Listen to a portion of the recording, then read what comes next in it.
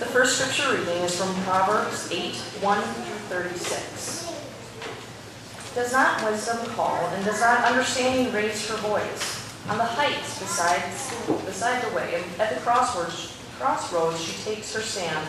Beside the gates, in front of the town, at the entrance of the portals she cries out, "To you, O people, I call, and my cry is to all that live. O simple ones, learn prudence, acquire intelligence. You who lack it, hear, for I speak noble things, and from my lips will come what is right. For my mouth will utter truth. Wickedness is an abomination to my lips. All the words of my mouth are righteous. There is nothing twisted or crooked in them. They are all straight to one who understands, and right to those who find knowledge.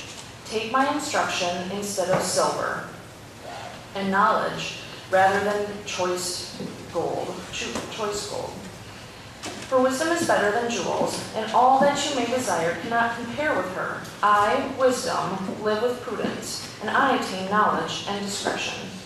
The fear of the Lord is hatred of evil, pride and arrogance, and the way of the evil, and perverted speech I hate. I have good advice and sound wisdom. I have insight, I have strength. By me kings reign, and rulers decree what is just. By me rulers rule, and nobles are all governed rightly. I love those who love me, and those who seek me diligently find me. Riches and honor are with me, enduring wealth and prosperity. My fruit is better than gold, even fine gold, and my yield than choice silver. I walk in the way of righteous, along the paths of justice, endowing with wealth those who love me, and filling their treasuries. The Lord created me at the beginning of his work, the first of his acts of long ago. Ages ago I was set up at the first, before the beginning of the earth. When there were no depths, I was brought forth. When there were no springs abounding with water. Before the mountains had been shaped, before the hills I was brought forth. When he had not yet made earth and fields, or the world's first bits of soil. When he established the heavens, I was there. When he drew a circle on the face of the deep. When he made firm the skies above. When he established the fountains of the deep. When he assigned to the sea its limit, so that the waters might not transgress his command. When he marked out the foundations of the earth, then I was beside him, like a master worker, and I was daily his delight, rejoicing before him always, rejoicing in his inhabited world, and delighting in the human race. And now, my children, listen to me. Happy are those who keep my ways. Hear instruction and be wise, and do not neglect it. Happy is the one who listens to me, watching daily at my gates, waiting beside my doors. For whoever finds me finds life and obtains favor from the Lord. But those who miss me injure themselves. All who hate me love death. Here ends the reading of the first lesson. Our second reading comes from the beginning of John's Gospel, verses 1-17. In the beginning was the Word, and the Word was with God, and the Word was God. The Word was with God in the beginning. Everything came into being through the Word, and without the Word, nothing came into being. What came into being through the Word was life, and the light was the light for all people. The light shines in the darkness, and the darkness doesn't extinguish the light. A man named John was sent from God. He came as a witness to testify concerning the light, so that through him everyone would believe in the light. He himself wasn't the light, but his mission was to testify concerning it. The true light that shines on all people was coming into the world. The light was in the world, and the world came into being through the light, but the world didn't recognize the light. The light came to his own people, and his own people didn't welcome him. But those who did welcome him, those who believed in his name, he authorized to become God's children, born not from blood, nor from human desire or passion, but born from God. The Word became flesh and made his home among us. We have seen his glory, glory like that of a Father's only Son, full of grace and truth. John testified about him, crying out, "This is the one of whom I said, he who comes after me is greater than me, because he existed before me." From his fullness we have all received grace upon grace. As the law was given through Moses, so grace and truth came into being through Jesus Christ. These are the words of God for the people of God. Thanks be to God. O God, may the words of my mouth and the meditations of all our hearts be acceptable unto you, O Lord, our rock and our Redeemer. Amen. A friend in middle school who gave a speech in his 8th grade speech unit in English class. And the way the rubric was written, you got points for an attention-grabbing opener. So my friend, of course, like, kids aren't paying attention when other kids are giving their speeches. So my friend, being a smart aleck, because all my friends are smart alecks, stood at the front of the room and just screamed. Everybody looked at him, he started his speech, and it went fine. As I recall, he got full credit for attention-grabbing opener, but also got a lecture of some sort for that. But, that's how it goes. I say this because the beginning is important, right? My mom is looking at me like, which of your idiot friends was this in middle school? That's what she's thinking every time I tell stories about friends. Beginnings are important because they set the tone for what's to come, right? If you're a preacher and I'm like, I'm one paragraph in, if I've lost you by now, I'm in real trouble. But it's true in the written word as well. If you write something and you've lost someone at the beginning, you're probably not going to get them back. And it's true in the 4 Gospels, in Matthew, Mark, Luke, and John.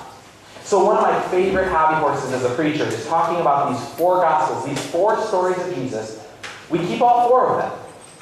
Why keep 4 of them in the Bible, right? There's 4. You don't need all 4 telling you the same thing. But that's because they don't say the same thing. So if you've never heard this before, I think the beginning of each gospel is so revealing about what's to come. How it approaches the life of Jesus, something about how these books are constructed.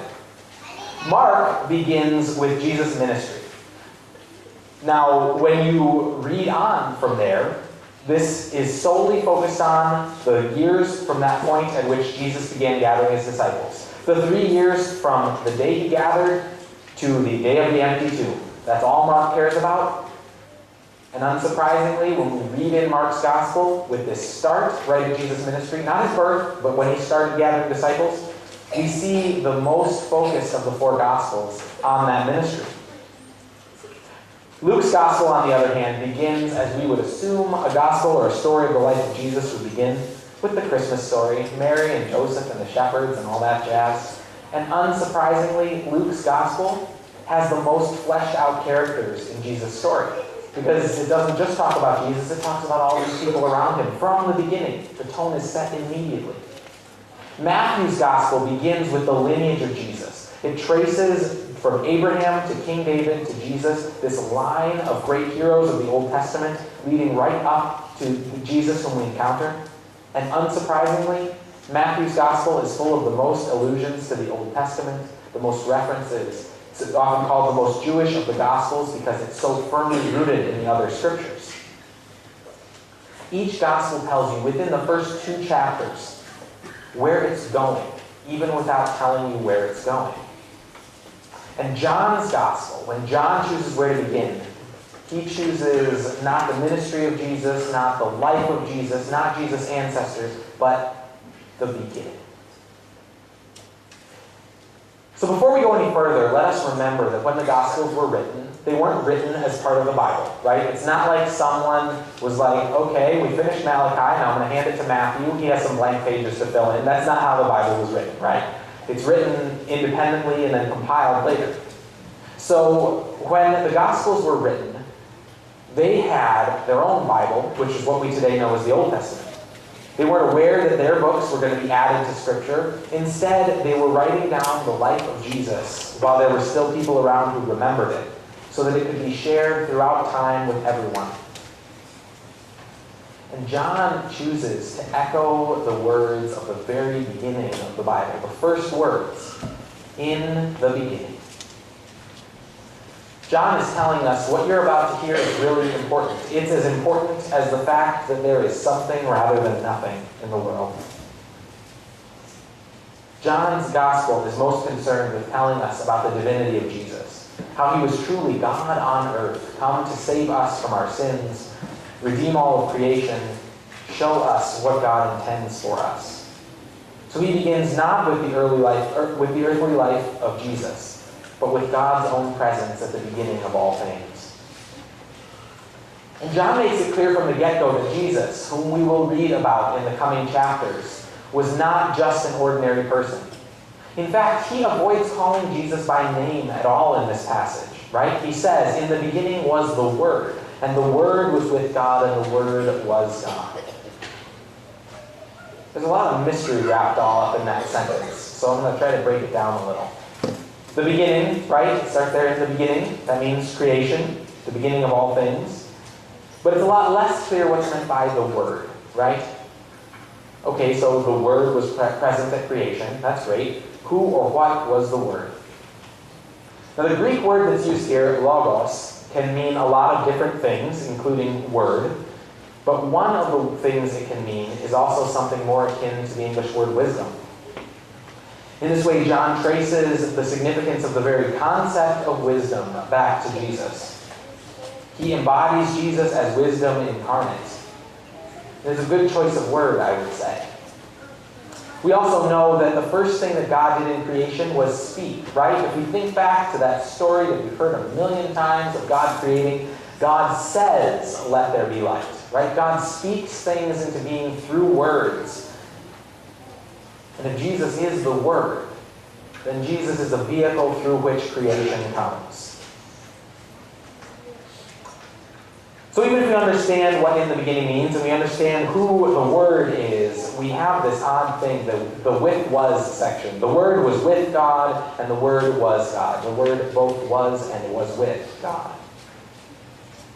John sets us up for the Trinitarian mystery right at the beginning of everything. I would say that many people, both those who have heard of Christianity but have never experienced it, and those who have gone to church all their lives, are somewhat confused about how Jesus can both be God and be the Son of God, because that sounds confusing. This is because they are two different claims, but they often get mixed together. Jesus was, in fact, God, a member of the Trinity, the Word, as John says. But on earth he was called the Son of God, not, as you may think, as a claim of biological parenthood, but because the title Son of in the ancient world means that's what you are. That's probably confusing, but think of this. In the ancient world, if you're the son of a carpenter, what do you think you grow up to be? You become a carpenter. I mean, it's not like kids were going to free public schools that educated them and set them on the path for college, right? That's not how the ancient world worked. You lived at home with your parents, and that's it.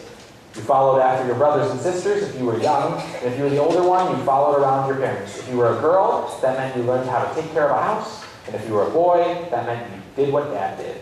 End of discussion. That's it. If you are the son of a fisherman, you are a fisherman. If you are the Son of God, you are indeed God. So therefore Jesus was both with God, because the Word was present with the Father and the Spirit, and he was God, because the Word is also part of the Trinity, including Father and Spirit in the Godhead. But the metaphorical language doesn't stop there. See, that would be a great place to stop, is right after verse 1. But it actually gets more confusing. I have an English teacher from high school, one I loved very much, who would be so mad if we turned in a paper that talked about how there was a word, and then later the word becomes light, and you layer an analogy on top of another analogy. But we hear that in our writing. So you're 3 layers deep, because light is like a word, is like this Jesus. But I think the light one is actually, to the ancient world, the most powerful metaphor. I think we take light too much for granted in our world today. Super light in here right now, but these windows aren't giving off much, right? The windows don't actually give off that much light. We take the canned lighting that we can have here and everywhere for granted. But think about the ancient world. You didn't have something in your pocket that you could use as a flashlight anywhere you went. Instead, light and dark were powerful forces absolutely beyond your control.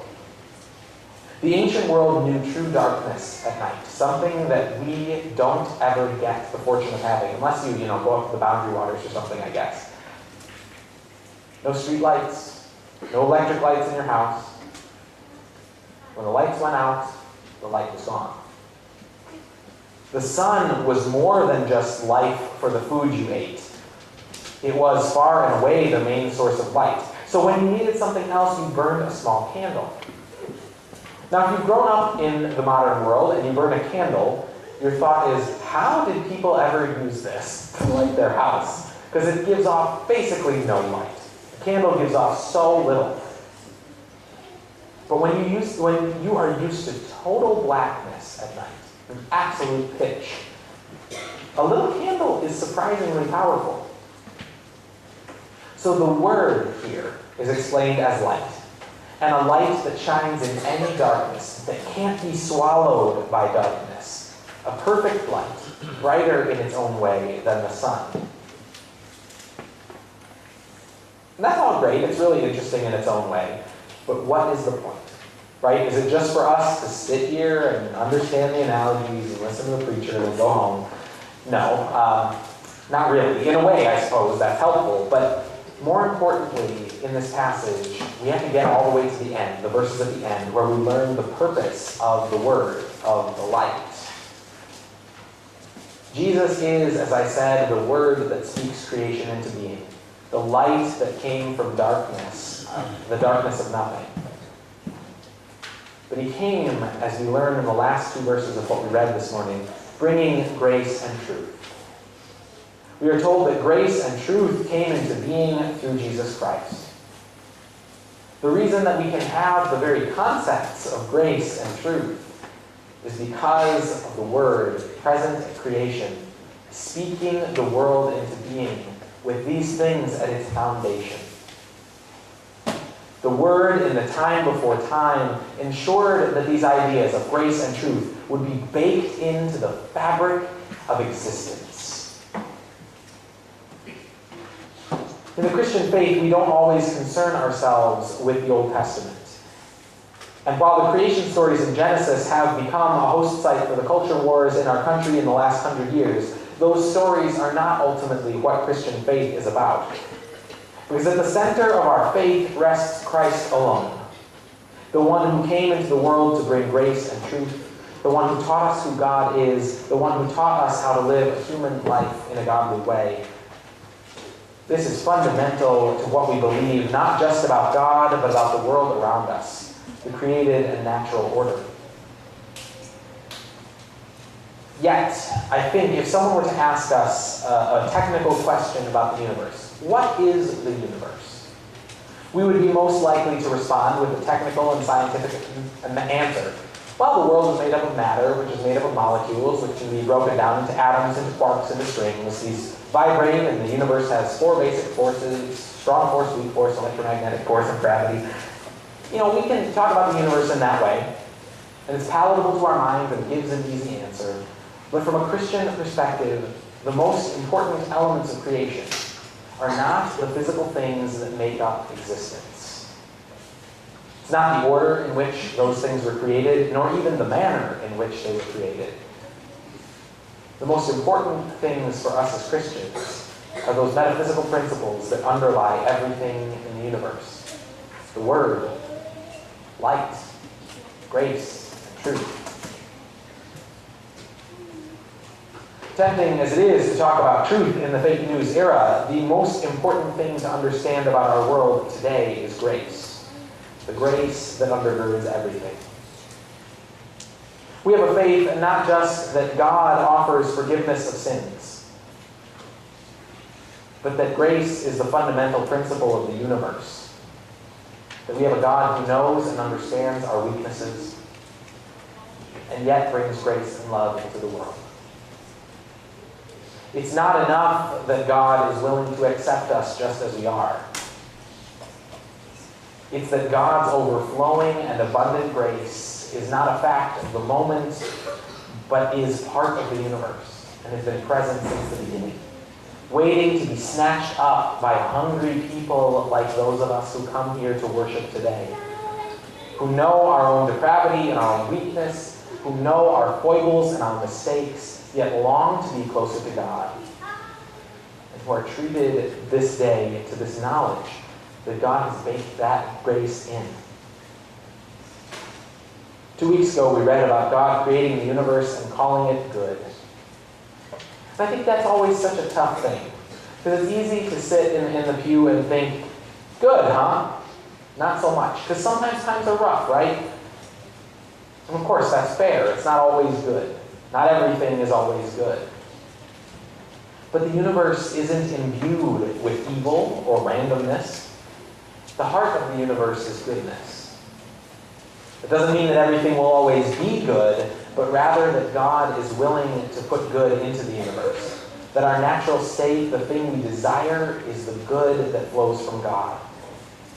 That we should indeed strive for the good, even when it seems that the darkness overwhelms the light.